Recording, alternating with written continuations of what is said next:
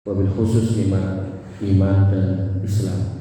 Karena kalau kita lihat nikmat dengan kacamata dunia, tentu nikmat kita masing-masing berbeda. Dan saya selalu mengulang-ulang penyampaian saya bahwasanya jangan mengukur nikmat Allah dengan dunia semata, karena ketika dunia yang menjadi parameternya, otomatis nanti kita akan membandingkan satu sama lain, yang mana nanti menyebabkan kita kurang bersyukur atas apa yang Allah sudah karuniakan kepada kita. Makanya Nabi SAW mengingatkan, unduru ila man huwa asfala minkum wa la tanduru ila man huwa fawqakum alla tazharu nikmatallahi alaikum. Lihatlah nikmat dunia itu ke bawah, jangan ke atas. Karena kalau melihat ke atas, tentu nanti akan mengurangi rasa syukur kita, dengan akhirnya kita meremehkan nikmat Allah Subhanahu wa taala. Maka nikmat yang harus selalu kita ingat dan selalu kita syukuri adalah nikmat kita masih mendapatkan hidayah taufik sebagai orang yang beriman.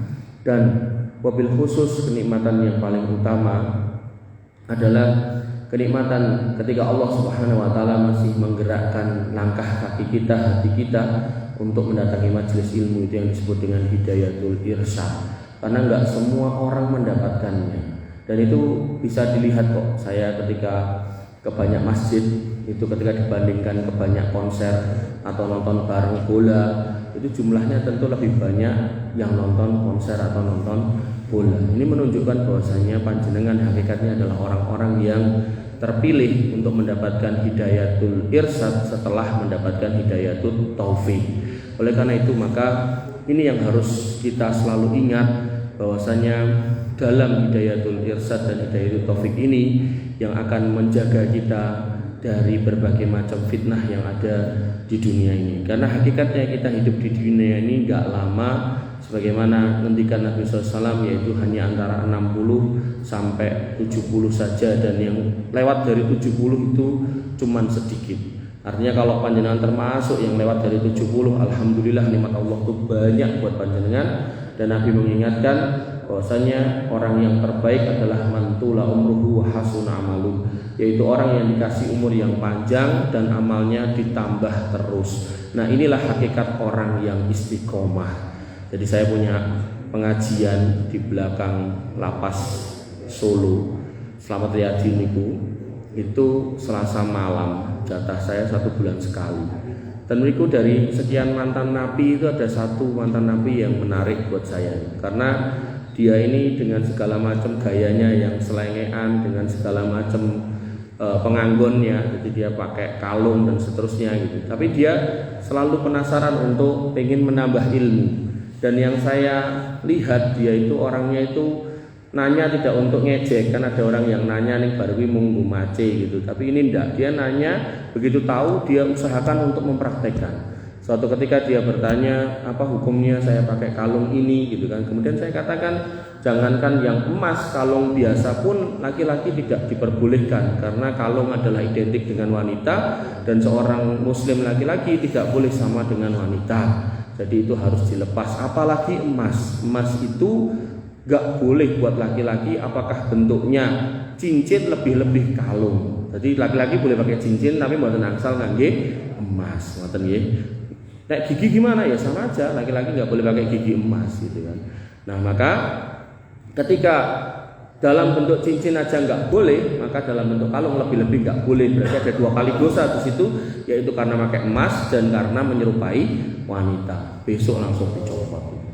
Dan banyak pertanyaan-pertanyaan dia yang coba untuk diistiqomahkan. Termasuk satu ketika saya ketemu dengan bapaknya, terus saya bilang kepada beliau, aku nek lihat bapakmu, kayaknya bapakmu sangat mencintaimu. Buktinya ketika kamu mau buka warung aja kamu belum datang, dia udah bukain dulu. Ketika kamu pergi dia genteni dan seterusnya. Dan dia sabar, bahkan mesen ke saya, nitip anak saya loh. Ini kan menunjukkan bahwasanya dia ini orang yang baik. Artinya saya kalau punya anak, kalau saya punya bapak seperti beliau, saya malu untuk kemudian jadi anak yang nakal, sehingga habis itu bapaknya itu mau apa aja dianterin, dijagain dan seterusnya. Sampai Bapak Ibu yang dirahmati oleh Allah Subhanahu wa taala, pada malam Selasa malam, berarti malam Rebu, beliau kajian dengan ustadz yang lain, qadarullah itu.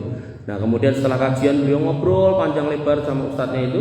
Kemudian beliau di akhir obrolan, dia ini anak ini, si mantan penghuni pesantren Slamet Riyadi ini, itu beliau malah biasanya kan ustadz yang berpesan ke muridnya gitu kan, tak pesen ke yole istiqomah kan gitu biasanya kan.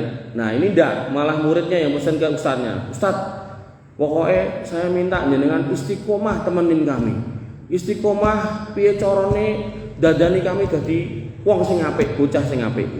Ya bismillah gitu. Kira-kira begitu komunikasinya. Akhirnya singkat cerita dia pulang, singkat cerita dia sholat subuh. Habis sholat subuh kemudian dia mungkin beraktivitas pagi lalu buka warungnya. Jadi dia jualan telur di Krukis itu. Begitu kemudian adzan duhur, dia sholat duhur, kemudian muntah-muntah, singkat cerita meninggal Pak. Dan umurnya baru 40 tahun. Dan sudah beberapa kali minta ke saya untuk nyarikan istri, qadarullah belum ketemu. Sehingga pelajaran yang monggo Pak, ahlan wa sahlan. Sehingga yang saya pahami adalah bahwasanya umur ini adalah rahasia Allah Subhanahu wa taala. Maka kita nggak tahu kita akan dipanggil pada umur berapa. Jangankan yang sepuh, bahkan yang muda pun bisa dipanggil sedemikian rupa. Maka yang terbaik pada diri kita yang harus kita hadirkan adalah jiwa-jiwa yang selalu istiqomah kepada Allah Subhanahu wa taala. Maka ini tema malam hari ini yang mau coba saya angkat adalah istiqomah sampai jannah.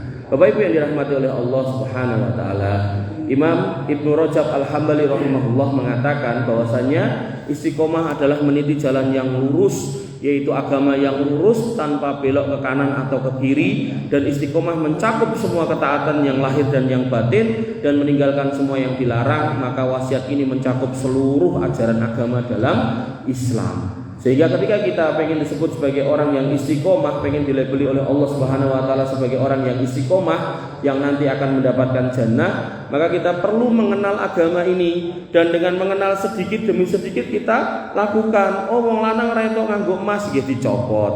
Lha dicopot apa kudu dibuang Mas? Mboten, dikeke garwane angsal, disate nggih angsal, mungkin ditekeke garwane nggih angsal gitu kan. Nah, maka termasuk ketika misal ngapunten kita pernah berbuat maksiat yang lain, wabil khusus misal kesyirikan ditinggalkan. Misal dulu nggak sholat, saat ini sholat. Misal dulu Ramadan bolong-bolong, saat ini digenepi. Misal dulu punya anak nggak diperhatikan, ya sekarang mulai memperhatikan, agar kemudian Allah kemudian mengizinkan kita menutup mata di dunia ini di atas keistiqomahan. Nah ini yang disebut husnul khotimah. Pramila level atau tahapan setelah istiqomah ini adalah husnul khotimah. Dan ketika kita ngomongkan husnul khotimah, semua orang nggak tahu kapan akan terjadi, bisa cepat bisa lambat. Yang jelas istiqomah itu kuncinya. Makanya keistiqomahan ini harus benar-benar coba untuk difahami, direnungi hari demi hari. Jangan sampai kita futur di tengah jalan, futur niku nglokro. Jangan sampai kita kehilangan semangat untuk istiqomah. Dan istiqomah ini nanti kita akan jelaskan, yaitu nggak harus kemudian beramal yang gede gitu, nggak harus. Sedikit tapi konsisten, sedikit neng ajeb gitu, nggak usah kemudian sholat tahajud nanti 40 rakaat neng sebulan pisan atau mungkin malah setahun pisan gitu kan, nggak usah. Tiap hari 2 rakaat plus 1 itu sampai mati aja insya Allah udah baik gitu. Syukur-syukur lebih, misal 4 tambah 3 monggo, atau 6 tambah 3, syukur-syukur 8 tambah 3 kayak Nabi SAW silakan. Tapi kalau emang itu berat, jenengan misal capek banget, besok harus gini harus gitu, ya 2 plus 1 sampai mati insya Allah bagus. Bapak Ibu yang dirahmati oleh Allah Subhanahu wa taala, dan Allah Subhanahu wa taala selalu terang dalam menyampaikan babakan istiqomah ini, dan para khotib Jumat biasanya mengutip ayat ini nggih menika Quran surat Al Imran ayat 102, ya ayyuhalladzina amanu taqullaha haqqa tuqatih. Wahai orang-orang yang beriman, bertakwalah kepada Allah kanthi sak tenan-tenane takwa, yang benar-benar, yang ikhlas, yang enggak pakai tendensi apapun. Jadi kalau disuruh sholat ya sholat karena Allah, bukan karena temene. Kalau disuruh puasa ya puasa karena Allah, bukan isin karo putune. Pokoknya semua lillahi ta'ala. Kalaupun mau sedekah ya sedekah lillahi ta'ala, bukan karena pengen disebut sebagai orang yang dermawan. Kalau belajar ngaji ya belajar ngaji karena Allah, bukan karena pengen ben dipuji karo bojone dan seterusnya. Maka keistiqomahan ini disebutkan bahwasanya bertakwa dengan sebenar-benarnya takwa, sehingga endingnya wala tamutunna illa wa antum muslimun. Dan jangan pernah sekali-kali menghirup nafas terakhir, mengembuskan nafas terakhir kecuali dalam keadaan menjadi orang yang Islam. Dan makna orang yang Islam itu adalah orang yang melepaskan semua keyakinannya itu hanya kepada Allah Subhanahu wa taala. Orang yang berserah diri, menyerahkan semuanya hanya kepada Allah Subhanahu wa taala.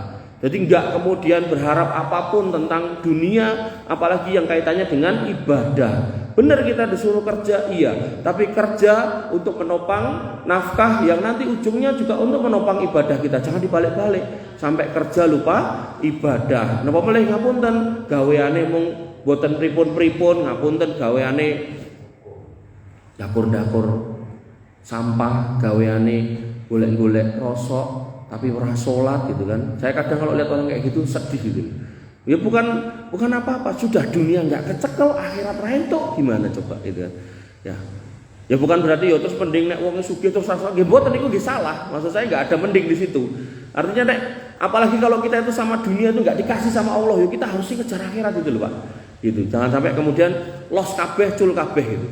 Bapak Ibu yang dirahmati oleh Allah Subhanahu wa taala, dan tanda seorang itu istiqomah itu adalah dikatakan oleh sebagian ulama sawabul hasanati al hasanatu ba'daha faman amila hasanatan summa atba'aha ba'du bi hasanatin kana dzalika alamatu ala qubulil hasanatil ula. Siapa yang kemudian berbuat kebajikan dan pengen tahu kebajikannya itu diterima apa enggak, maka tandanya setelah itu dia menjadi yang lebih baik. Siapa yang pengen tahu puasanya diterima apa enggak, maka dilihat di bulan Syawalnya, gimana perlakuannya kepada keluarganya, gimana perlakuannya kepada fakir miskin di sekitarnya, apakah tambah baik apa enggak.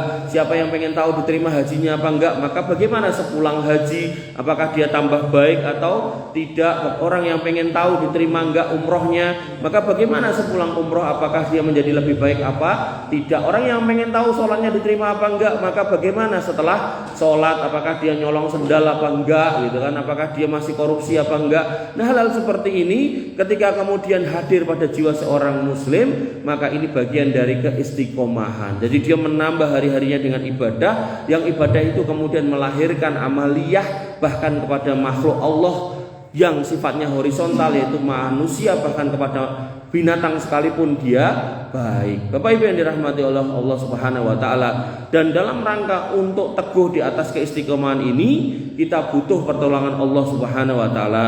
Sampai Allah Subhanahu wa taala mengatakan dalam Quran surat Fatir ayat 15, ya ayyuhan nas antumul fuqara'u ilallah wallahu huwal ghaniyyul hamid. Wahai manusia, kalian semua adalah orang-orang fakir kepada Allah Subhanahu wa taala, dan Allah itu adalah Rabb yang maha kaya lagi maha terpuji. Para ulama menjelaskan di sini fakir dalam semua hal. Bahkan apa yang kita punya pun awalnya dulu enggak ada yang lahir membawa apapun, sehingga Allah kemudian memberi apapun yang sekarang kita punya. Maka nanti pun kita akan pergi, kita juga enggak akan membawa apapun. Bahkan wabil khusus masalah hidayah, manusia juga tidak kuasa untuk mempertahankannya, sehingga mereka diwajibkan oleh Allah Subhanahu wa taala sehari 17 kali untuk meminta istiqomah, yang disebutkan oleh Nabi sallallahu alaihi wasallam, la sholata liman lam yaqra bi Fatihatil kitab. Tidak sah salat seseorang kalau tidak membaca Al-Fatihah. Di dalam Al-Fatihah ada ayat ihdinas siratal mustaqim. Itu sehari 17 kali kita baca, menunjukkan bahwasanya hati kita terbolak-balik, dan yang membolak-balikkan hati hanya Allah. Sehingga ketika kita pengen istiqomah, maka ketika panjenengan mengucapkan ihdinas siratal mustaqim, panjenengan hayati kalau kita itu berharap supaya tetap di jalan ini, jangan sampai melengos, melencong, belok ke jalan yang lain. Karena ada orang yang kemudian, kata Nabi SAW, badiru bil a'mali sholihah, buru-buru beramal solih, fitanan ka kita ilail, yang nanti akan ada fitnah yang datang seperti potongan al-lail al-mudlim, lail malam yang gelap, yang tadinya pagi tiba-tiba udah sore, tiba-tiba udah malam. Sampai dikatakan yusbihur rajulu mu'minan, ada orang yang paginya masih kamu jumpai sebagai orang yang beriman, wa yumsi kafiron, dan sorenya kamu dapati dia sudah keluar dari Islam. Makanya ketika ada seruan, ajakan untuk kemudian kebaikan, jenengan sambut semampunya. Ayo pengajian orang di motor gonceng entuk ora, oh boleh silakan. Oh ning endi sing kono sing adoh sing cedhak enek ora, oh enek sini, oh silakan gitu kan.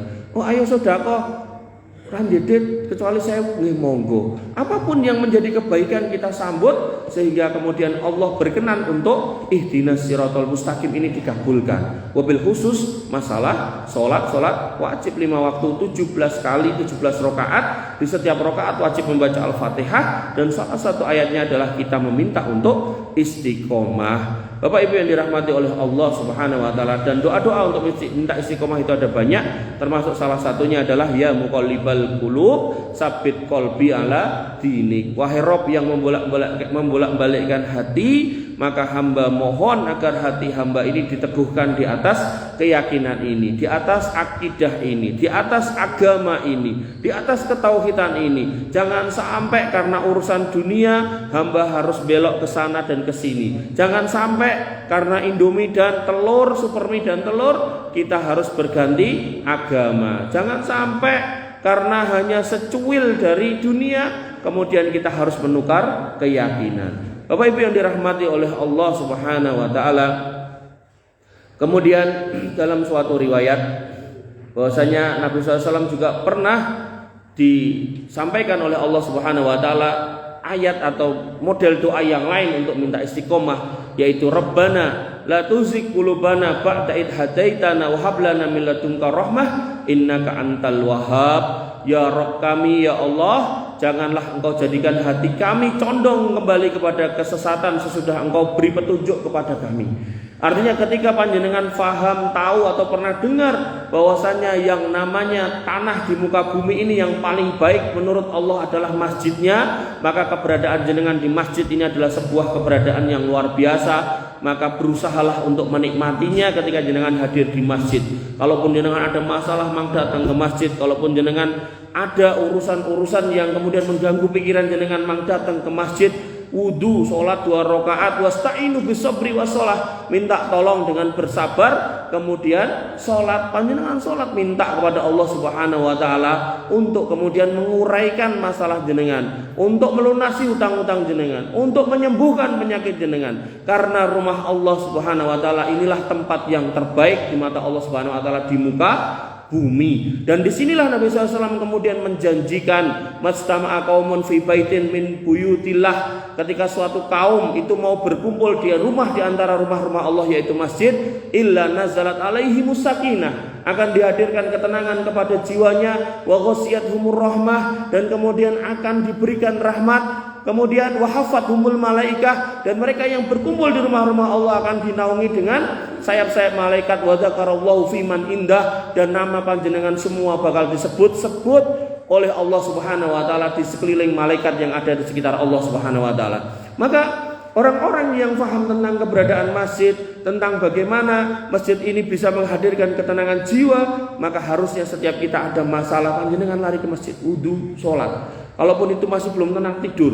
Begitu bangun meneh, kemudian cek mumet meneh, wudu meleh, sholat meleh, minta kepada Allah Subhanahu wa taala. Karena Allah disebutkan dalam sebuah hadis, malu kalau ada seorang hamba yang menadahkan tangan ke langit meminta kepada Allah, ya Rabbi, kemudian enggak ngabulkan doanya. Oleh karena itu jangan ragu untuk ke masjid. Bahkan ketika adzan subuh belum berkumandang, jangan jam 3 sampun bangun, sampun wungu, ke masjid, sholat tahajud di masjid enggak apa-apa. Enggak harus di rumah sholat tahajud, ke masjid.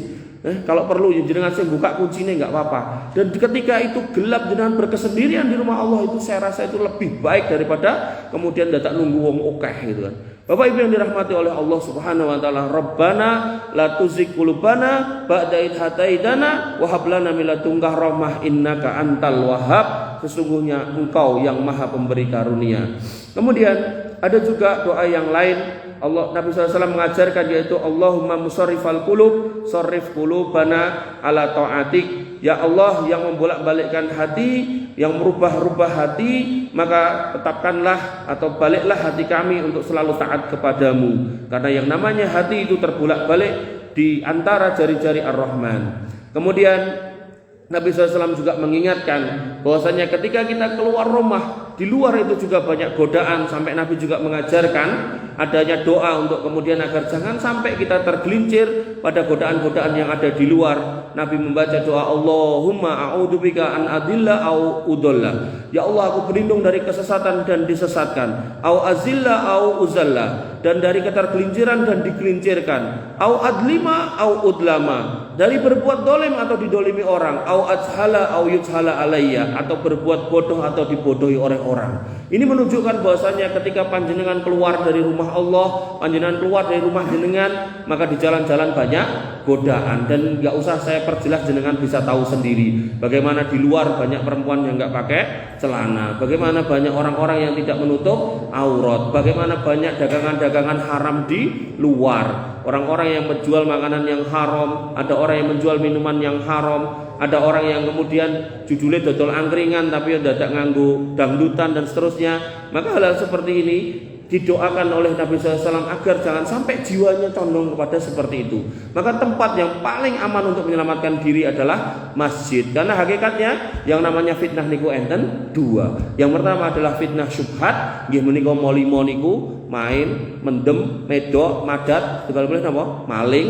Nah, kemudian ada juga fitnah syubhat. Fitnah syubhat itu adalah fitnah bagaimana kemudian ada orang-orang yang ngaji di tempat-tempat yang salah, yang mengikuti ajaran-ajaran yang salah, yang akhirnya justru bukannya tambah baik tapi tambah buruk. Berapa waktu yang lalu saya jagong ke salah satu kenalan saya gitu. Pas sampai sana ternyata anaknya baru dibawa ke tempat nikah di KUA, diijabkan gitu. Ada tetangga yang duduk gitu, dia pakai baju biasa. Tak tekoki, Mas, lah kok kowe ora cepak-cepak wong iki tanggamu enek acara ngene. Lah ngopo dadak anu? Pun kula niki mawon Pak De, matur nuwun. Ngapunten. Lah ngopo dadak cepak-cepak? Wong dek enek ketemu aku ora tau. Wong sapa aruh kok aku papasan kowe dhek yo mlengo sok kaya ora kenal wong gitu. Lah pripun to? Lah mbuh kae ngajine ngendi gitu. Ada Pak orang-orang seperti itu. Bagaimana kemudian diajari oleh gurunya kalau nggak berbaiat pada imamnya berarti itu bukan saudaramu. Nek pepeanmu ditaske kumbahan meneh, nek masjidmu dienggo salat pelen meneh gitu dan seterusnya dan seterusnya. Maka hal-hal seperti ini yang kita juga harus hati-hati, jangan sampai kemudian panjenengan ikut-ikut pada hal-hal seperti itu, namanya fitnah syubhat. Bapak Ibu yang dirahmati oleh Allah Subhanahu wa taala, dan semua ini ujungnya sebenarnya adalah pekerjaan dari syaitan laknatullah alaih. Bagaimana kemudian iblis itu pernah berjanji, qala fa bima aghwaytani la'utanna lahum siratakal mustaqim. Ya Allah, karena engkau sudah menghukumku sebagai orang yang tersesat, maka aku benar-benar akan menghalangi anak cucu Adam dari jalanmu yang lurus. Summa la'atiyannahum min baini aydihim wa min khalfihim wa an aymanihim wa an sama'ilihim, dan benar-benar aku akan samperi mereka dari kiri kanannya, dari belakangnya, dari atas dan bawahnya, dari semua sisi semua arah, tak parani, tak godo piye corone, wala tajid aksarohum syakirin, dan engkau enggak akan mendapati anak cucu Adam itu kebanyakannya kecuali tidak bersyukur kepadamu. Makanya ketika kita dapat di masjid-masjid kita enggak serame tempat-tempat hiburan, maka itu juga sebuah pertanda bagaimana kemudian pekerjaan syaitan itu sudah berhasil. Tapi bukan berarti kemudian kita harus terlena. Artinya kalau panjenengan kemudian istiqomah di jalan ini, di rumah-rumah Allah ini, maka itulah yang kemudian akan menyelamatkan kita. Ketika kita nggak bisa menyelamatkan yang banyak, kata Allah Subhanahu wa taala apa? Ku anfusakum wa ahlikum naro. Paling tidak selamatkan dirimu dan keluargamu. Kalau setiap muslim punya pikiran itu, minimal nanti kita berkumpul, kita dan keluarga kita di surga. Adapun keluarga orang lain, kalau panjenengan punya ilmu mau mendakwai sumonggo. Kalaupun enggak apa-apa, daripada nanti malah panjang ceritanya. Intinya ini masjid Allah Subhanahu wa taala kita ramaikan dengan segala macam kegiatan yang positif agar kemudian kita istiqomah di jalannya. Bapak Ibu yang dirahmati oleh Allah Subhanahu wa taala, dalam sebuah hadis Nabi SAW bersabda, Salillahi ta'ala al-huda wa syadad, wadhkur bil huda hidayataka tariq, wadhkur bisyadad tasdidaka as-sahma. Mintalah kepada Allah hidayah petunjuk dan istiqomah di atas kebenaran, maka sebutlah petunjuk atau al-huda itu, maka engkau akan mendapatkan hidayah petunjuk. Sebutlah asyadat, yaitu arah panahmu akan lurus sampai tujuan. Maka di situ ada yang namanya petunjuk dan ada yang namanya arah, yaitu kita harus berjalan di atas jalan yang benar, dan kita juga harus pakai arah yang benar. Jalannya wis bener tapi menggoke salah, nah itu pun juga nggak akan sampai pada tujuan. Allah Subhanahu wa taala berfirman, ya ayyuhalladzina amanu taqullaha wa qulu qaulan sadida. Hai orang-orang yang beriman, bertakwalah kepada Allah. Allah meminta kita untuk mengikuti perintahnya dan menjauhi larangannya. Berikut perintah dan larangan dari Nabi SAW, kita harus lakukan perintahnya dan kita harus jauhi larangannya. Wa qulu qaulan sadida, dan berkatalah dengan perkataan-perkataan yang benar. Sampaikanlah ajaran-ajaran yang benar, agar tujuannya apa?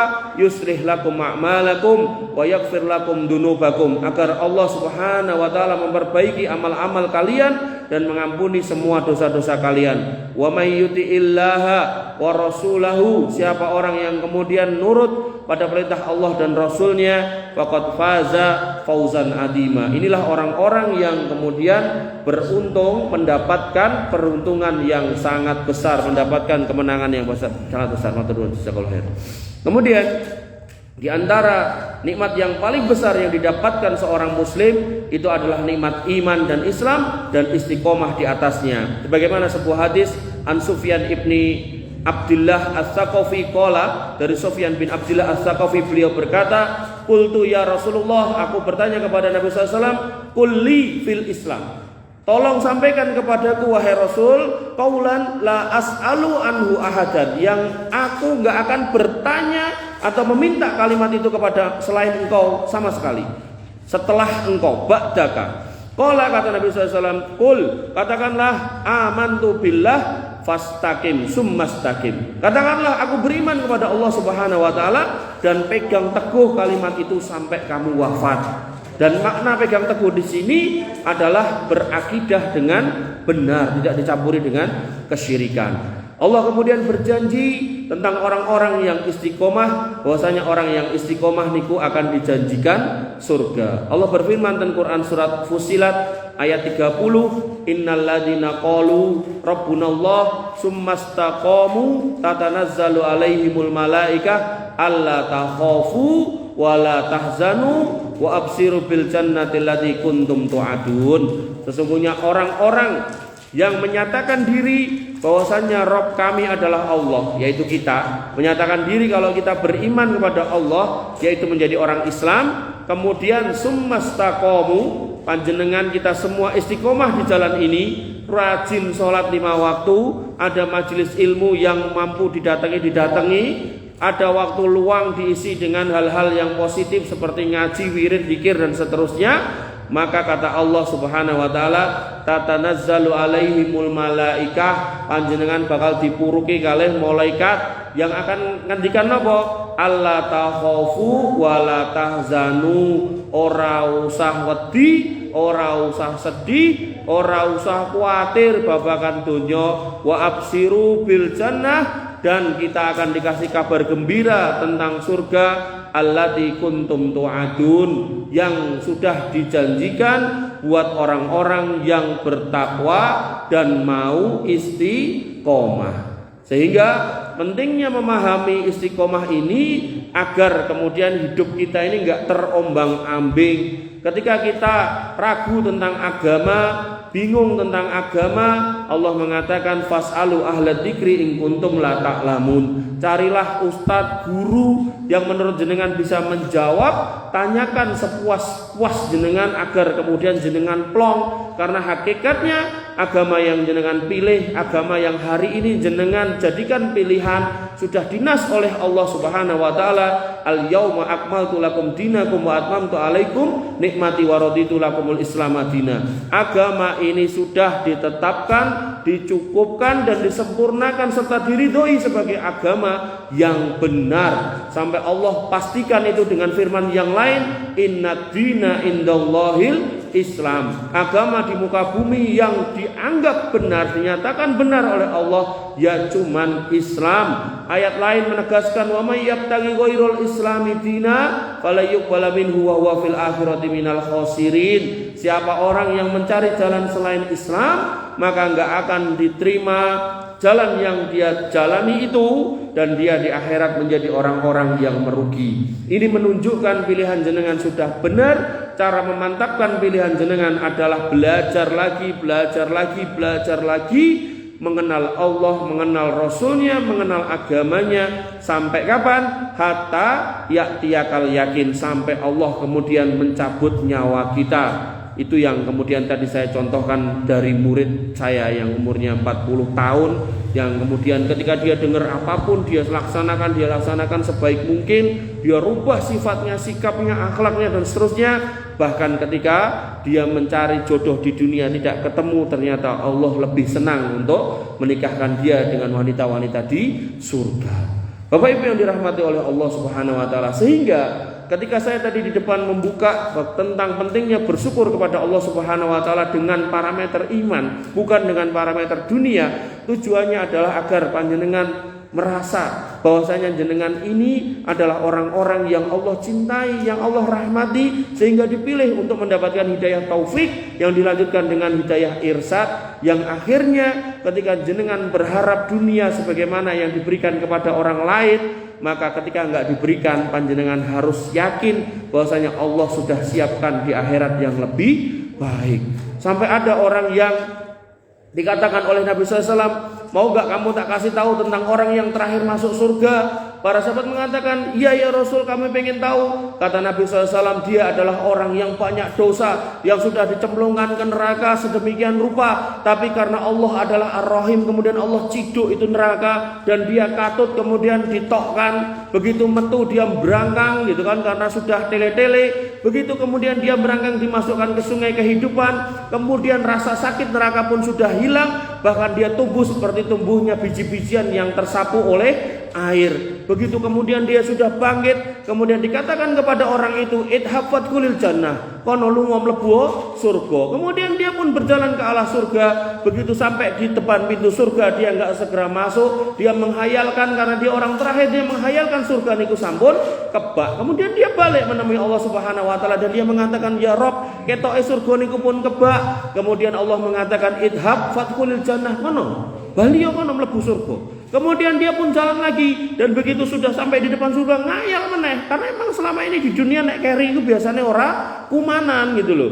Biasanya nek teko keri biasanya ketinggalan gitu kan. Maka dia ngayal kayak gitu. Termasuk biasanya kalau dia disuruh sholat ya kosak-kosek, disuruh apa kosak-kosek, disuruh meninggalkan ini itu kosak-kosek gitu kan. Ngopo kowe jek main wis ben tangan-tanganku dhewe tak keplekke, ngopo kowe jek mendem wis ben cangkem-cangkemku dhewe tak nggo nguyup gitu kan. Maka semua omongan ini dikerjakan di dunia. Bahkan dia meremehkan orang-orang yang beriman ketika sholat ning randedet, lho sholatmu yang ana yane ra weruh ya dadi wong ra duwe lan sak piturute. Maka inilah kelakuan mereka di dunia. Jadi begitu pun disuruh masuk surga, orang kon sholat, orang kon ngopo-ngopo, cuma langsung masuk surga, dia pun kosak-kosek. Maka ketika kemudian sudah di depan pintu surga yang kedua, matur nuwun jazakallahu khair.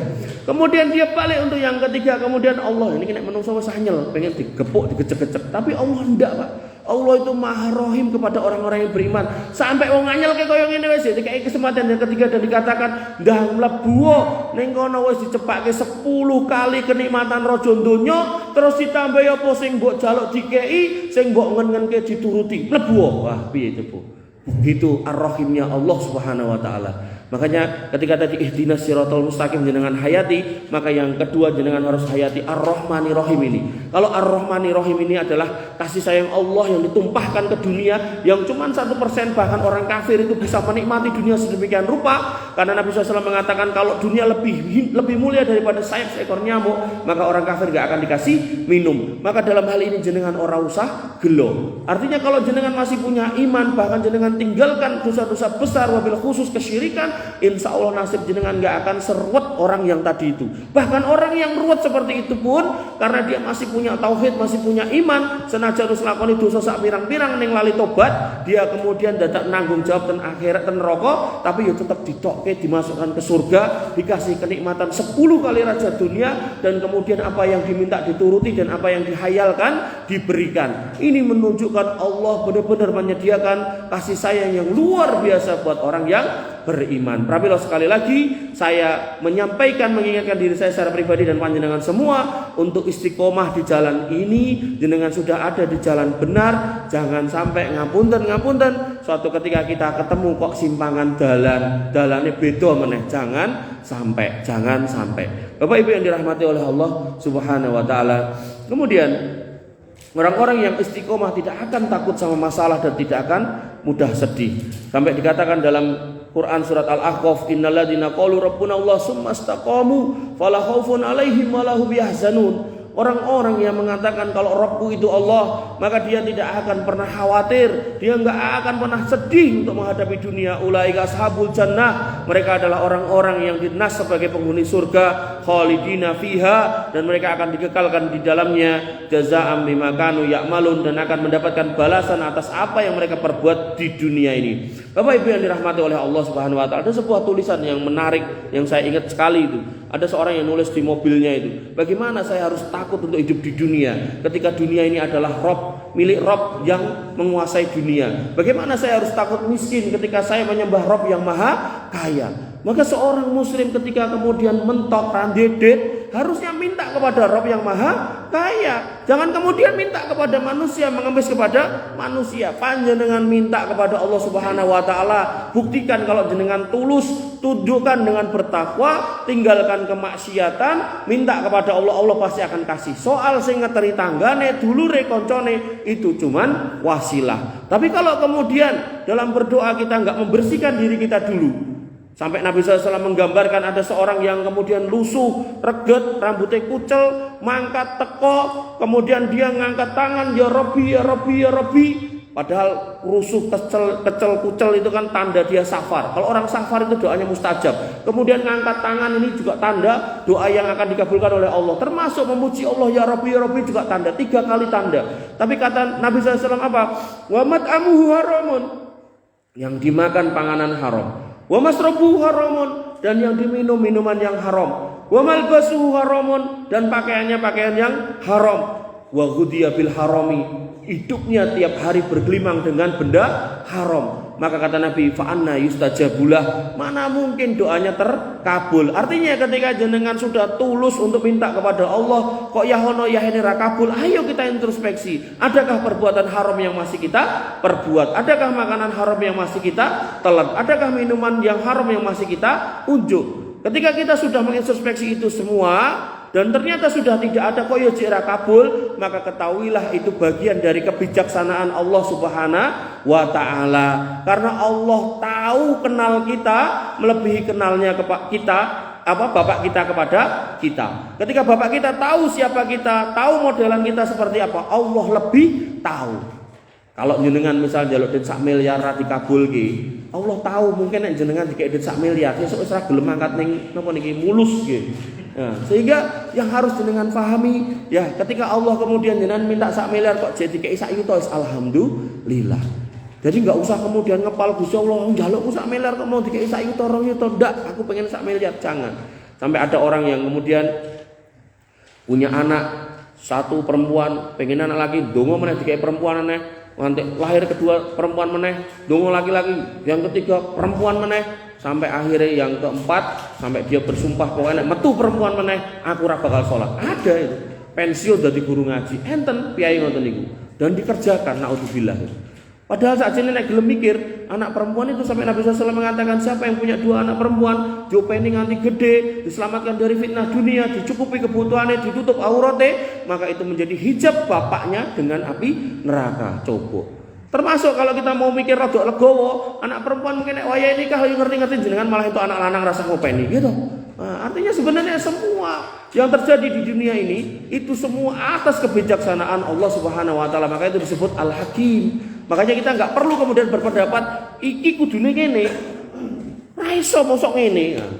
Nah, ketika kita mengatakan seperti itu, hakikatnya kita sedang melawan apa yang sedang Allah tetapkan. Makanya kalau Allah memutuskan sesuatu, misal kita harus kehilangan sendal atau kehilangan duit atau kehilangan motor, maka yang diajarkan oleh Nabi SAW apa? Allahumma ajurni fi musibati wa akhlif li khairam minha. Ya Allah, nyuwun tulung, mang paringi kula ganjaran atas musibah yang jenengan berikan ini, dan kemudian mang ganti yang lebih baik.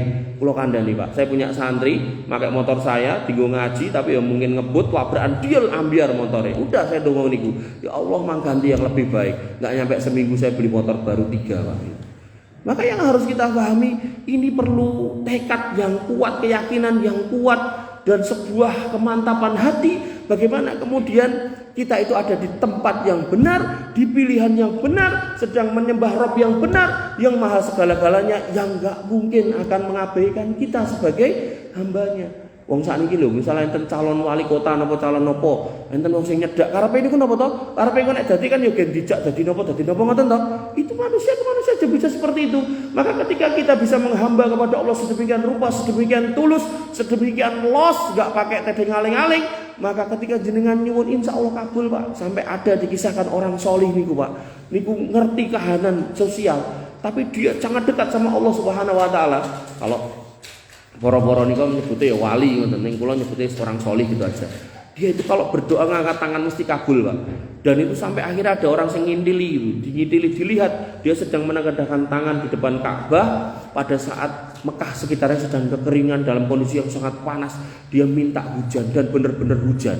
Dan begitu diketahui orang-orang ini, dia minta, ya Allah, izinkan saya bisa bertemu dengan Engkau. Ini cabut nyawane Pak, meninggal.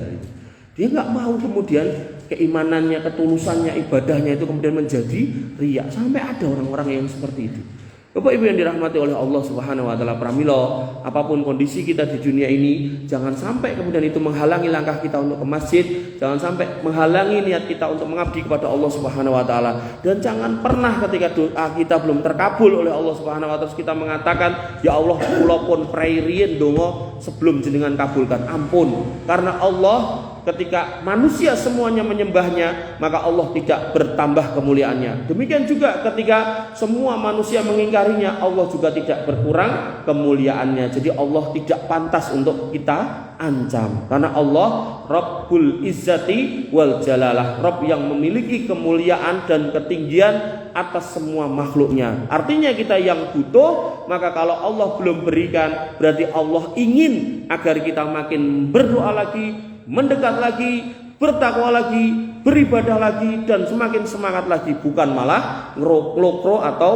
futur. Bapak Ibu yang dirahmati oleh Allah Subhanahu Wa Taala, dan yang namanya istiqomah itu bukan soal banyak-banyakan ibadah, tapi ibadah-ibadah yang kiranya wajib jenengan lakukan, yang sunnah jenengan pilih sesuai kemampuan, lalu jenengan konsisten. Dalam sebuah riwayat, Aisyah radhiyallahu anha pernah ditanya oleh seorang sahabat, Alqamah, fakultu li Aisyah radhiyallahu anha, aku pernah bertanya kepada Aisyah radhiyallahu anha, radhiyallahu anha, hal kana Rasulullah sallallahu alaihi wasallam yahtassu minal ayyami syai'an? Apakah Nabi SAW mengkhususkan hari tertentu untuk beribadah? Qolat, kata Aisyah radhiyallahu anha, bunda kaum muslimin, la, tidak. Kana amaluhu dimatan, bahwasanya amalnya adalah amal yang berkelanjutan. Wa ayyukum yutiku maka Rasulullah sallallahu alaihi wasallam yutiku, dan siapa dari kalian yang mampu istiqomah seperti Rasulullah SAW? Gitu. Ini pertanyaan. Artinya Nabi itu ketika tahajud, ya tahajud terus, sholat rawatib terus, sholat duha sesekali, kadang enggak, kadang iya, itu kebiasaan Nabi. Kemudian wirid tertentu diucapkan terus, seperti istighfar setiap hari minimal 70 kali. Maka enggak harus semua. Makanya Bunda Aisyah mengatakan, siapa yang bisa kayak beliau? Enggak ada. Maka panjenengan pilih aja. Jenengan pilih sesuai kemampuan. Oh, sanggupku ben bengi tahajud 2 rakaat tambah 1 monggo, 4 rakaat tambah 1 monggo, 4 tambah 3 monggo. Ning istiqomah ngoten lho. Oh, aku sanggupe poso sunah ya Senin karo Kamis monggo, atau sanggupe sewulan ayamul bidok ya monggo gitu. Atau nek memang sanggup poso napa niku Daud sekali sehari poso sehari boten nggih monggo, sesuai kemampuan saja. Ning istiqomah. Oh, aku sanggupe maca Quran bar magrib sak rukuk monggo. Oh, wajib isone maca selembar monggo, sak halaman monggo. Pilih dan konsisten. Oh aku isone bismillah tak usahake aku witir teko ning masjid setengah jam sadurunge adzan, kemudian aku sholat witir, kemudian tak tunggu karo zikir istighfar ping 50. Monggo. Mana yang kiranya memang itu memungkinkan dan mudah untuk kita kerjakan, silakan dipilih dan kemudian istiqomah di atasnya.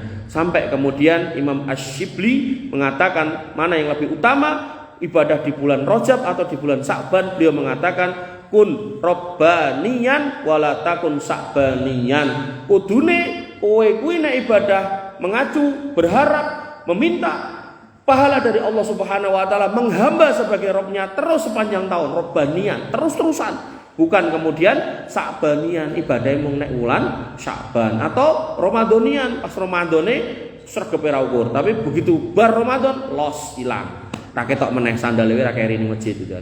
Maka ini yang harus kemudian kita pahami, bahwasanya istiqomah itu penting. Dan amal yang terbaik kata Nabi SAW, inna ahabbal a'mal ilallahi azza wa jalla adwamuhu wa in qalla. Sesungguhnya amal yang paling dicintai Allah Subhanahu wa taala itu yang paling konsisten walaupun sedikit. Misal panjenengan yang punya jadwal kajian Senin tekan Ahad gitu kan, Senin, Selasa, Rabu, Kamis, Jumat, Sabtu, Ahad gitu kan. Nek memang itu berat, ya mungkin capek, mungkin gak ada yang nganterin, mungkin ada nyebrang jalan, maka pilih nih istiqomah terus. Tapi nek memang sanggup sumunggo, silakan gitu loh. Termasuk jenengan yang bisa tahajud malam 11 rakaat, ya silakan. Tapi kalau memang itu melelahkan misal, ya silakan. Bahkan dalam bab sholat sunnah, dalam hal ini tahajud, gak wajib berdiri Pak. Yang wajib berdiri itu sholat wajib. Ketika jenengan gak mampu berdiri boleh duduk. Tapi sholat tahajud, buat jenengan iso berdiri yang pilih duduk, gak apa-apa gitu, gak apa-apa. Maka ini yang harus jenengan pahami. Bagaimana kemudahan-kemudahan rusuh-rusuh itu ada agar kemudian kita memilih dan kemudian istiqomah. Kenapa? Tadi loh di depan tadi, setan itu tiap hari nggodo Pak. Ada yang digodo soal tanggane, ada yang digodo soal putrane, ada yang digodo soal istrine, ada yang dikasih masalah dengan keluargane dan seterusnya. Sampai akhirnya ada orang yang pusing, stres, naudzubillah, kemudian pilih gantung diri, bunuh diri. Nah udah kayak gitu yang terjadi, dia tepuk tangan, sukacita, bergembira ria, mungkin dia pesta pora karena sudah bertambah lagi temannya di neraka. Begitu kemudian kita di neraka, naudzubillah semua naudzubillah, kemudian kita menuduh dia, memarahi dia, mengomeli dia, menuntut dia. Apa kata dia? Fala talumuni walumu anfusakum. Ojo do ngelokke aku, ojo do nyalahke aku, salahno awakmu dhewe. Ngopo melu? Wong kowe nglakoni kuwi ora tak junjung ning tiang gantung. Wong kowe nglakoni kuwi ora tak guyangke, tak suguhke racun, wong kowe jikuk-jikuk dhewe, mbok uyup-uyup dhewe. Aku kan mung bisiki. Ya, ngoten niku lho, Pak. Maka yang harus kita pahami bagaimana pentingnya istiqomah agar hari-hari kita itu jangan sampai ada yang kosong. Sampai Allah mengatakan faida farokta fangsop. Nek ada yang kosong diisi dengan yang positif. Jangan sampai kosong. Begitu kosong setan masuk, udah repot kalau nggak bisa ngalahkan. Kemudian dalam ayat yang lain, di sini disebutkan dalam sebuah hadis yang mudah dan yang disukai untuk beristiqomah, yaitu an Aisyah anha qalat, dari Aisyah radhiyallahu anha bahwasanya beliau berkata, kana li Rasulillah sallallahu alaihi wasallam hasirun wa kana yuhajjiruhu minal lail wa yusalli fihi fa ja'ala an-nas yusalluna bi sholati wa yabsutuhu bin nahari fasabu dzatal lailah faqala ya ayyuhan nas alaikum minal a'mal ma tutiquna fa innallaha la yamallu hatta tamallu wa inna ahabbal a'mal ila Allahi ma duwima alaihi wa in qalla wa kana alu Muhammadin sallallahu alaihi wasallam idza amilu amalan asbatuhu. Dari Aisyah, Bunda Aisyah, beliau berkata, Rasulullah SAW mempunyai sehelai tikar yang dibentangkan pada malam hari. Jadi Nabi itu seorang pemimpin manusia pada saat itu sholatnya cuma di atas tikar. Bahkan tikarnya itu sampai dikisahkan beberapa riwayat itu Nabi itu nek tidur siang itu sampai ngeplek nih Pak, ten muka beliau, ten wajah beliau. Ini menunjukkan Nabi itu orang yang sederhana Pak. Ini jenengan nek saged film ten mriki karpete alus ngeten iki mending gitu. Nggih. Maka kemudian dikatakan di sini bahwasanya Nabi itu punya tikar yang dibentangkan pada malam hari sehingga merupakan tabir sebuah kamar tempat beliau sholat. Jadi ditutupkan untuk tempat sholat jadi orang nggak tahu. Lalu orang-orang pun sholat pula bersama beliau dan dibentangkannya di siang hari. Pada suatu malam mereka kembali berkumpul mengikuti beliau. Maka Rasulullah SAW pun bersabda, wahai sekalian manusia, ambil satu amalan yang kalian mampu loh. mang pilih Pak yang kira-kira jenengan mampu. Kemudian kata beliau SAW, sebab Allah tidak akan pernah bosan memberi pahala hingga kalian bosan sendiri beramal. Jadi jenengan mau beramal seoke-oke, Allah siap beri pahala. Nek kemudian jenengan lokro bar niku ngegas sehari semalam wis dari mulai esuk wis poso, bengine tahajud nganti ping 40 rakaate gitu kan. Nah, kemudian akhirnya pingsan besoke ora ibadah meneh nanti seminggu, maka kata Nabi SAW, Allah tuh sebenarnya bisa ngasih pahala kita tuh mau beramal sebanyak mungkin. Tapi apalah artinya ketika setelah itu kita nggak beramal? Maka Nabi mengatakan sesungguhnya amal yang disukai Allah adalah amal yang dikerjakan secara terus-menerus meskipun sedikit. Dan bila keluarga Muhammad SAW melakukan suatu amal, maka mereka akan menekuninya. Nah, Bapak Ibu yang dirahmati oleh Allah Subhanahu Wa Taala, sampai dikisahkan ada sebuah kisah dalam firman Allah Subhanahu Wa Taala dan Quran surat At-Taubah ayat 100. Dikatakan bahwasanya sifat para sahabat yaitu was-sabiqunal awwaluna minal muhajirin wal ansar walladzina tabauhum bi ihsanin radhiyallahu anhum wa radu'an wa 'adda lahum jannatin tajri min tahtihal anhar khalidina fiha abada dzalikal fawzul 'adzim. Orang-orang yang terdahulu lagi yang pertama-tama masuk Islam dari golongan orang muhajirin dan ansar dan orang-orang yang mengikuti mereka dengan baik, Allah ridho kepada mereka dan mereka pun ridho kepada Allah, dan Allah menyediakan bagi mereka surga-surga yang mengalir di dalamnya selama-lamanya, mereka kekal di dalamnya, itulah kemenangan yang besar. Ayat ini menegaskan bahwasanya para sahabat itu punya sikap, punya sifat, punya amal yang baik. Nah, contohnya adalah keistiqomahan Ummu Habibah. Ummu Habibah diriwayatkan dalam sebuah riwayat, beliau berkata, sami'tu Rasulullah sallallahu alaihi wasallam, dan Ummu Habibah ini salah satu istri Nabi SAW. Kemudian beliau yaqulu man shalla isna asyara raka'atan fi yaumin wa lailatin bunya lahu bihinna baitun fil jannah. Faqalat Ummu Habibah fama taraktuhunna mundu sami'tuhunna min Rasulillah sallallahu alaihi wasallam. Jadi Ummu Habibah ini istri Nabi SAW, salah satu istri beliau, dan beliau pernah mendengar Nabi SAW bersabda, siapa yang sehari semalam sholat sunnah 12 rakaat, ini berarti sholat sunnah rawatib, ya ada ba'diyah, ada qobliyah, yang di total adalah 12 rakaat, maka kata Nabi akan dibangunkan sebuah rumah di surga. Maka Ummu Habibah berkata, maka sejak mendengar itu aku gak pernah tinggalkan 12 sholat sunnah tersebut. Artinya Ummu Habibah memilih amal ini, bukan amal-amal yang lain, tapi memilih ini aja, konsisten gitu loh. Kemudian dalam riwayat yang lain, yaitu terkait dengan sholat rawatib tadi, yang pertama adalah 2 rakaat sebelum subuh, ini yang kita kenal dengan sholat fajar, 2 toh. Kemudian 4 rakaat sebelum duhur, ini yang kita kenal qobliyah duhur, berarti sudah 6. Kemudian 2 rakaat setelah duhur, berarti 8. Kemudian 2 rakaat setelah maghrib, berarti 10, dan 2 rakaat setelah isya, berarti 12. Contoh lain adalah keistiqomahan Bilal bin Rabah.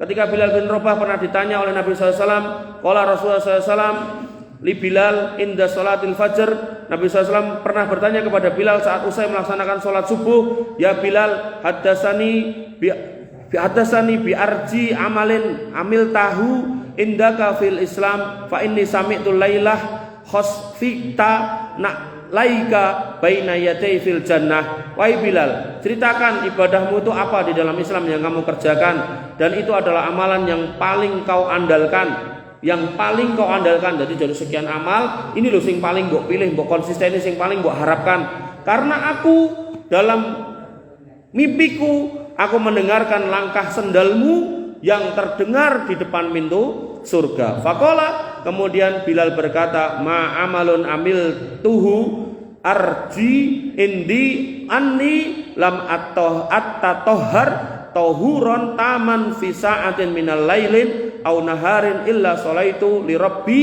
ma qaddara li an usolliya. Maka amalan yang paling aku harapkan agar itu menjadikan balasan yang besar buat saya ya Rasul, yaitu tidaklah aku selalu senantiasa berwudu dengan wudu yang sempurna, baik di satu waktu malam atau hari siangnya, kecuali pasti setelah itu aku akan sholat semaksimal kemampuanku menghadap Robku. Ini yang disebut sholat ba'diyah ba'dal wudu. Jadi Bilal bin Rabah niku kalau batal pokoknya ndang wudu ndang sholat 2 rakaat. Nah, Bilal berharap amal ini yang kemudian bisa menjadi amal pamungkas menghadap Allah Subhanahu wa taala. Dan ini yang dikenal sholat ba'diyah ba'dal wudu, termasuk untuk kemudian menutup agar orang ini tidak najis. Jadi dia selalu menjaga kesuciannya. Amal yang sederhana. Termasuk contoh keistiqomahan Ibnu Umar. Bahwasanya dari sahabat Abdullah bin Umar yang berkata, "Kunna nusolli ma'an Nabi sallallahu alaihi wasallam fa aja'a rajulun fadakhala fi shalah." Kami pernah bersama Nabi sallallahu alaihi wasallam, lalu ada seorang yang datang dan turut salat bersama. Ia kemudian membaca doa iftitah, Allahu akbar kabira walhamdulillahi katsira wa subhanallahi bukrata wa asila. Niku iftitahnya orang ini. Kemudian falamma qudiya Nabi sallallahu alaihi wasallam shalah, ketika salat Nabi sallallahu alaihi wasallam telah selesai, qala beliau bertanya, man sahiba kalam kada wa kada, siapa yang tadi mengucapkan kalimat Allahu akbar kabira walhamdulillahi katsira wa subhanallahi bukrata wa asila. Faqala rajul, kemudian orang itu berkata, ana ya Rasulullah, aku ya Rasul. Faqala, kata Nabi sallallahu alaihi wasallam, ajabta laha fatahta abwabas samawat, maka aku takjub, ajabtulah, aku takjub pada ucapanmu itu, karena dengan ucapanmu itu pintu-pintu langit sudah dibuka. Lalu Abdullah bin Umar berkata, qala Ibnu Umar, fama taraktahunna mundu sami'tu Nabi sallallahu alaihi wasallam yaqulu dalik. Maka sejak itu aku memilih doa itu, bacaan itu sebagai bacaan untuk iftitah salatku. Coba. Jadi salat itu pun bisa dilihat bukan sholat secara umum, baru iftitahnya aja. Bapak Ibu yang dirahmati oleh Allah Subhanahu wa taala, kalau harus naik dan turun, maka istiqomalah di atas agama ini. Nabi SAW bersabda, inna likulli amalin syarrotun walikulli sirrotin fatrotun. Maka sesungguhnya setiap amal itu ada masa semangat, pas Ramadan semangat, dan setelah masa semangat ada masa malesnya. Ngobar nopo Ramadan Syawal rodok males-malesan. Nah, Syawal awal masih semangat. Ini pun tengah ke sana rodok males-malesan. Kata Nabi SAW, "Faman kana sirratuhu ila sunnati faqad aflaha."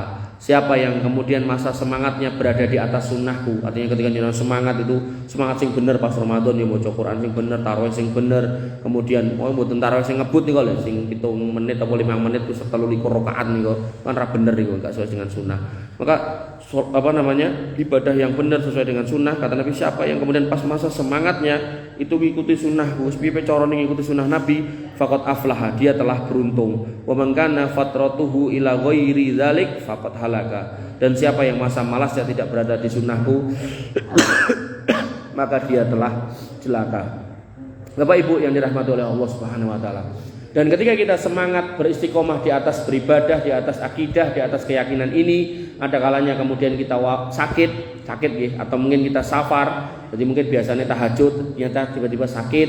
Biasanya kemudian mungkin sedekah, jelalah pas wayai rutin sedekah anggar Jumat randidit gitu kan. Kata Nabi SAW, idza maradal abdu, apabila seorang hamba itu sakit, au safaro, atau kemudian safar, kutiba lahu mislu maka ya'malu muqiman sahihan, maka tetap akan tertulis amal yang baik yang biasa dikerjakan meskipun dia terhalang oleh sakit atau safarnya. Jadi misalnya dengan biasa sedekah atau biasa nekani niki majelis niki, nah, kemudian pada malam hari ini misal panjenengan sakit atau safar, maka tertulis keberadaan jenengan ten mriki.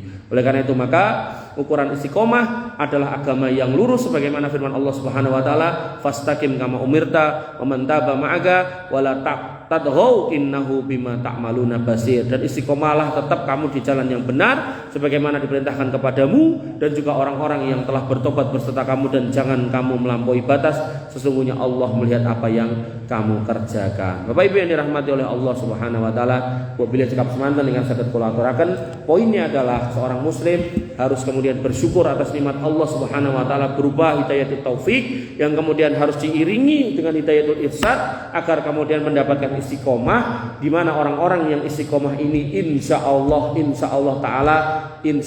pasti husnul khotimah. Ketika husnul khotimah, maka ini pertanda bahwasanya tempat kembalinya adalah jannah. Soal jannahnya di tingkat yang berapa tidak ada masalah, karena orang yang terakhir masuk surga pun masih diberikan kenikmatan 10 kali raja dunia, ditambah semua yang diminta diberi dan semua yang dihayalkan akan dicukupi. Oleh karena itu kita ketika tidak melakukan dosa-dosa besar, insya Allah nasib kita enggak seperti itu, bahkan kita akan lebih baik pada derajat-derajat yang lebih baik. Oleh karena itu maka tiap hari kita tambahi ilmu kita untuk mengenal Allah, mengenal Rasulnya, mengenal agamanya, agar kemudian Allah memberikan apa yang kita minta, yaitu surga, wabil khusus surga Firdaus. Kita tutup dengan doa nggih, panjenengan aminkan agar kemudian perjumpaan kita makin diberkati oleh Allah Subhanahu wa taala. Bismillahirrahmanirrahim. Alhamdulillahirabbil alamin.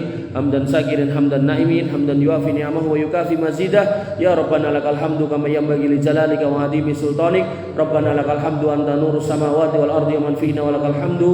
La ilaha illa anta subhanaka inna kunna minadh dhalimin. Wa illam taghfir lana wa tarhamna lanakunanna minal khasirin. Allahumma ighfir lil muslimina wal muslimat wal mu'minina wal mu'minat al ahya'i minhum wal amwat innaka samiun qaribun mujibud da'wat ya qadiyal hajat. Rabbana zalamna anfusana wa illam taghfir lana wa tarhamna lanakunanna minal khasirin. Rabbana la tuzigh qulubana ba'da idh hadaitana wa hab lana min ladunka rahmah innaka antal wahhab. La ilaha illa anta subhanaka inna kunna minadh dhalimin wa illam taghfir lana wa tarhamna lanakunanna minal khasirin. Allahumma ighfir lana dhunubana ولإخواننا الذين سبقونا بالإيمان ولا تجعل في قلوبنا غلا للذين آمنوا ربنا إنك رؤوف رحيم. ربنا اغفر لنا ذنوبنا وكفر عنا سيئاتنا وتوفنا مع الأبرار. ربنا اغفر لنا ذنوبنا ولوالدينا وارحمهم كما ربونا صغارا. اللهم اغفر لهم وارحمهم وعافهم واعف عنهم وأكرم نزلهم ووسع مدخلهم واغسلهم بالماء والثلج والبراد. اللهم تقبل منا صيامنا وقيامنا وركوعنا وسجودنا وتخشعنا وتضرعنا. لا إله إلا أنت سبحانك إنا كنا من الظالمين وإن لم تغفر لنا وترحمنا لنكونن من الخاسرين. اللهم إنا نسألك الهدى والتقى والعفاف والغنى. اللهم إنا نسألك علما نافعا ورزقا طيبا وعملا متقبلا مقبولا يا أرحم الراحمين. ارحمنا فاغفر لنا ما قدمنا وما أخرنا وما أعلنا وما أسررنا وما أنت أعلم به منا. لا إله إلا أنت سبحانك إنا كنا من الظالمين وإن لم تغفر لنا وترحمنا لنكونن من الخاسرين. ربنا هب لنا من أزواجنا وذرياتنا قرة أعين واجعلنا للمتقين إماما واجعلنا للمتقين إماما. اللهم اجعلنا مقيمين الصلاة من ذريتنا ربنا وتقبل دعاء. اللهم اجعل هذا البلد آمنا مطمئنا وارزق أهله من الثمرات واجنبنا وبنينا أن نعبد الأصنام. اللهم آمنا في أوطاننا وأصلح أئمتنا وولاة أمورنا. اللهم أصلح أولادنا وأصلح أمهاتنا وأصلح أزواجنا وأصلح آباءنا وأصلح أساتذتنا وأصلح إخواننا وأخواتنا يا أرحم الراحمين. ارحمنا وارحمهم. اللهم اكفنا بحلالك عن حرامك وأغننا بفضلك عمن سواك. اللهم إنا نسألك علما نافعا ورزقا طيبا وعملا متقبلا. اللهم إنا نسألك الجنة ونعوذ بك من النار. اللهم أدخلنا الجنة وأخرجنا من النار. اللهم إنا نسألك رضاك والجنة ونعوذ بك من سخطك والنار. اللهم إنا نسألك الجنة وما قرب إليها من قول وعمل ونعوذ بك من النار وما قرب إليها من قول وعمل. يا أرحم الراحمين ارحمنا يا أرحم الراحمين ارحمنا. اللهم اهدنا الصراط المستقيم صراط الذين أنعمت عليهم غير المغضوب عليهم ولا الضالين آمين. اللهم أرنا الحق حقا وارزقنا اتباعه وأرنا الباطل باطلا وارزقنا اجتنابه. اللهم إنا نعوذ بك من فتنة المحيا والممات ونعوذ بك من فتنة القبر وعذاب القبر ونعوذ بك من فتنة المسيح الدجال ونعوذ بك من عذاب جهنم من عذاب الجحيم يا أرحم الراحمين ارحمنا. اللهم إنا نسألك رزقا حلالا طيبا. اللهم اقضِ ديوننا واشف مرضانا وتقبل دعاءنا يا مجيب السائلين. اللهم إنا نعوذ بك من الربا ونعوذ بك من الزنا ونعوذ بك من الدين وغلبة الدين ونعوذ بك من قهر الرجال يا خير الرازقين. اللهم ارزقنا حسن الخاتمة ونعوذ بك من سوء الخاتمة. ربنا آتنا من لدنك رحمة وهيئ لنا lana min amrina rasada. Rabbana atina ma wa'adtana ala rusulika wa la tukhzina yaumal qiyamah innaka antas sami'ud du'a innaka la tukhliful mi'ad. Rabbana atina fid dunya hasanah wa fil akhirati hasanah wa qina adzabannar wa qina adzabannar wa qina adzabannar. Wa akhiru da'wana alhamdulillahi rabbil alamin. Wa sallallahu ala nabiyyina Muhammadin wa ala alihi wa sahbihi wa sallim ajma'in. Akhiru kalam subhanakallahumma bihamdika.